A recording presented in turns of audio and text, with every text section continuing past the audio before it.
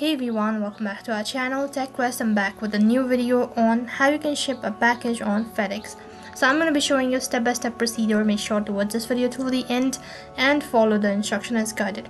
So in order to ship a package on Fedex, what you need to do is first thing, open up your web browser and on the search box type in the link that is www.fedex.com. So as you type in the link, you'll be taken to the profile or the official site, and this is what the interface is going to look like.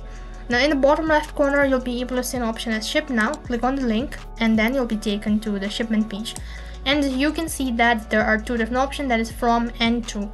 So first of all, in the left hand side bar, you need to enter in your address, which means the person who is actually shipping the parcel. And on the right hand side bar, you have to, which means the recipient's detail. So make sure to enter in the correct detail of the recipient. Now go on entering all of the information.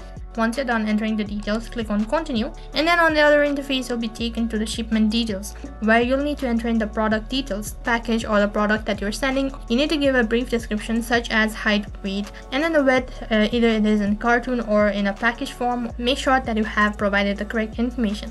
Once you're done with the shipment details, you'll need to click on continue, and then you'll be taken to the payment page where you need to provide your payment details. So for that you need to enter in your card details, and lastly you'll have the confirmation. So you need to go through all of the information that you've provided, and if you're sure about it, click on continue, and then you'll be notified that the shipment details has been placed. All you need to do is wait patiently until the courier comes and pick up your product, or you'll need to drop it at the service point. So in this way you can ship a package on Fedex. That is all for this video. I hope the video was helpful. Make sure to like, share and subscribe to our channel. Thank you for watching.